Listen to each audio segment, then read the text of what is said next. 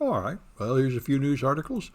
Tesla has yet another recall. They've had something like 10 recalls this year, but I realized something from reading this article. Normally, a recall is a big disaster for a car company because they have to take all the cars back to a dealer and have them fixed and stuff. And Tesla calls these things recalls, but they're really what anybody else would just call updates. It's an over-the-air update is all they have to do. So when I heard that Tesla had 10 recalls, I thought that's a disaster. Maybe that'd be the end of the company. But if you just told me they had 10 over-the-air software updates, I would think that's just business as usual, like Microsoft's Patch Tuesday. So anyway, apparently that's what it is. And so Bitcoin is crashing. All cryptocurrencies are crashing. And in particular, one of the stable coins is crashing, called UST, the fourth largest stable coin. And what the people worry is, like the environment, this thing can have a critical point at which it has a self-reinforcing explosive effect, because this UST thing is backed by another cryptocurrency that the company has, and the idea is, if necessary, they will sell that other currency to prop it up. But if they run out, then they'll sell their Bitcoin reserve, and their Bitcoin reserve is billions of dollars of Bitcoin. And if they have to sell their Bitcoin reserve to prop up their stablecoin, that will put further downward pressure on Bitcoin. And this is what happens in unregulated financial markets like crypto. You get a run on the bank, which is what happened in 1929. When it starts falling, people panic and try to sell, and that makes it fall more, and the whole thing just crashes down to essentially zero. And the other thing, which has happened many times before in the crypto space, is once the market starts moving quickly, everybody's trying to either sell or, for that matter, buy at once, which happened in GameStop, and none of the crypto markets can handle the volume. And the blockchain itself can't handle the volume. So when the market is collapsing, you sit there trying to sell your stuff, and you can't sell it, and the price just keeps falling. And that's the same thing that happened in 1929. People would try to withdraw their money from the bank, and the bank did not have enough cash reserve, so they didn't have your money when you went to get your money. And anyway, so it hasn't happened yet, but people are talking about it. But Bitcoin fell below 30,000. They're worried if it falls below 22,000, that will cause margin calls on some other large funds, so they will have to sell their Bitcoin to cut their losses. So anyway, it's normal. Crypto, it has wild up and down movements. The whole stock market's been falling, but crypto greatly amplifies that. Good thing you got your NFTs. Yeah, that's right. NFTs crashed before this. Boy, I remember the NFT of the first tweet. Someone bought it for like 100 million, and now it's selling for like $500 or something ridiculous like that. NFTs have fallen even faster. But of course, maybe it'll all come back. I would think Bitcoin would come back. But anyway, so I was not aware of this. There is a thing called drone fishing. And Alita Antonia, one of the people who follows me on Twitter, said that one of her relatives bought underwater drones to go flying around under the water taking pictures of the fish. And I didn't know that was a thing either. That sounds pretty cool. But apparently, people use drones to fish. I guess they stand on the shore and they send a drone out to like drop the line of the net in the water.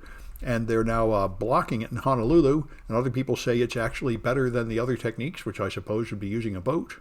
Anyway, people are using drones for everything, and I think that's going to increase greatly after looking at how extremely successful they've been in Ukraine. The Ukrainians are using standard commercial hobbyist drones for military purposes, and it's working very well. Oh, Sarah Palin hunted by helicopter. I didn't know that. Anyway,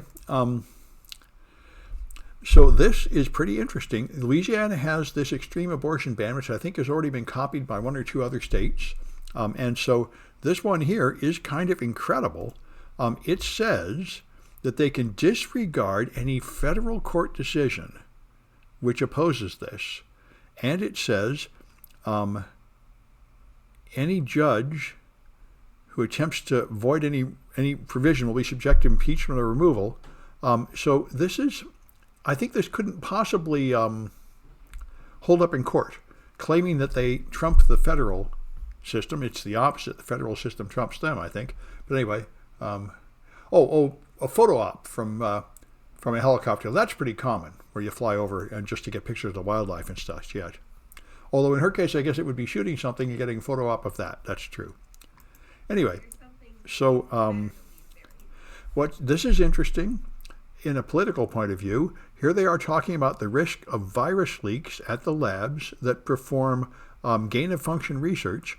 And the interesting thing about this is it has been a right-wing talking point all along. This is what Rand Paul keeps yelling at Tony Fauci for, saying that the U.S. funded gain-of-function research in China, and that virus escaped, and that turns into coronavirus. And like Hunter Biden's laptop, this is something that was considered so obviously false and outrageous that you would be blocked on Twitter for saying it. And now people will no longer think it's that outrageous. It might not be true, but it's certainly not 100% false to where you should block it as obvious disinformation. And anyway, now this has finally made its way around to the left. So Vox is talking about it. And this is why I have some sympathy for Elon Musk, who says he wants to let the right-wingers back on Twitter and stop blocking them. It turned out that blocking them was too vigorous and some of what they had to say was true. And I think, he also says he's going to let Trump back on, which I think you have to. If Trump runs for president, you can't block him. If he's a sitting president, you can't block him, I don't think. Anyway, we'll see what happens. And so here's Mastodon. A bunch of people have been jumping over to Mastodon, which is an open source Twitter-type network. And someone posted this from Mastodon, which is interesting. Another supply chain attack. NPM is Node Package Manager. It's Node.js. A bunch of software is written in it. I've been writing Node software myself to please a client. And you install everything with the Node Package Manager. It's like apt-get for Debian packages. And you're loading these programs all over the place. And they're just stored God knows where, written by you don't know who, maintained by you don't know who. You're just getting random packages on the internet. And this guy noticed that for each, which I guess is a package, is a single maintainer, let their domain expire, so he bought it. So now he controls for each and the 36,000 projects that depend on it. This has been happening over and over again for the last 5 years. Also, browser extensions, Python packages, many, many things work like this, where if you just use the standard installation procedure, you're just loading software on your machine from unknown places that hasn't been verified or tested in any way. It's more and more people are becoming aware of the risk of this. And in Mexico, they killed another 2 journalists. They killed a bunch of journalists just this year and a bunch more last year. They slaughter them like crazy in Mexico. And they slaughter them because the president of the country keeps saying that journalists are the enemy of the people, which is what Donald Trump kept saying here. And the journalists got very mad and said, you really got to stop saying that. Some of your supporters are violent gun-toting lunatics, and they'll start hurting people. And Trump would not stop saying it. And anyway, it's certainly getting people killed in Mexico. I'm not aware of anybody getting killed as a journalist in America because of that rhetoric, but it certainly does seem like a legitimate thing to worry about. And so if you want to protest, Tom Hastings, I don't know Tom Hastings. Was he a journalist that got killed?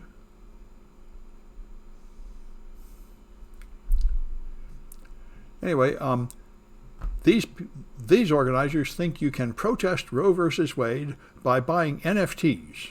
So cowgirl space NFTs. So cowgirl NFTs. So this seems Cowgirls DAO. A DAO where you can get these things. Oh, yeah. Well, Tom Hastings. Well, Tom Hastings maybe committed suicide or something. Yeah. I got fired. There's certainly perhaps a political casualty. Anyway, they have an argument that somehow participating in this DAO will somehow help oppose the overturning of Roe versus Wade. We'll see. What the Democrats seem to be doing now is protesting the Supreme Court justices directly, which I think is incredibly unwise. You're not going to convince the Supreme Court justices to change their opinion with this, and it would be more appropriate to go through the political process. You should be protesting Congress people and senators and stuff, and getting them to change their votes on things would be more productive, I would think, than trying to put pressure on Supreme Court justices. But anyway, it might fire up the base, I guess. And there's another measure of supposed quantum supremacy. This is Harvard, MIT, and Quera Computing and University of Innsbruck. They have built a quantum computer, and the quantum computer has 289 qubits, which is quite a bit. And they are able to do certain problems which they can't even describe here in detail because they tend to be incredibly complicated. But they have been able to formulate a problem, compute it in a quantum computer, and then compare it to a normal computer doing the same calculation and prove that the quantum computer is in fact faster. So this is the progress. So far there's no quantum computers that can do anything that really matters to the world yet, but the progress in them is moving forward quite quickly. So everyone expects within 10 or 20 years quantum computers will begin to do things that you cannot do with normal computers, like crack cryptographic keys. And there's a couple location apps. This is the second one I've seen that this one I think will let you get at the data for free. You can get to the data and you can see locations of people and heat maps of where they are. They don't give you individual people, they give you probability and aggregated data, but as people have found out, it's pretty easy to disaggregate. And the point is you could totally find out who's getting an abortion, who's going to the abortion clinic, where they came from, where they live, that sort of thing is what people are concerned about. And certainly in Texas, and I think already in other states have already done the same thing, there's a law that says you can make $10,000 by suing anybody that helps a woman get an abortion. So this kind of data could certainly be used to make a pile of money by running those lawsuits, and that was the intention of the law. So I'm surprised it hasn't happened yet, and I would assume it'll start happening pretty soon. Since the Supreme Court has let that law stand for about 6 months, it does seem like that should have happened already. If NVIDIA doesn't want people buying their graphics cards to mine Bitcoin for some reason, I don't really know why. If I was manufacturing, I don't know why they'd care. But anyway, they want people using for games and not for Bitcoin. So they put in a software lock to lower the speed of it. And people have now written a program, NiceHash, which hacks into it and turns that off. So you can now get the full value of your graphics card to mine Bitcoin. So anyway, or at least Ethereum. Yes, and I tend to agree. It's back to the 1300s. All right. So that's enough news.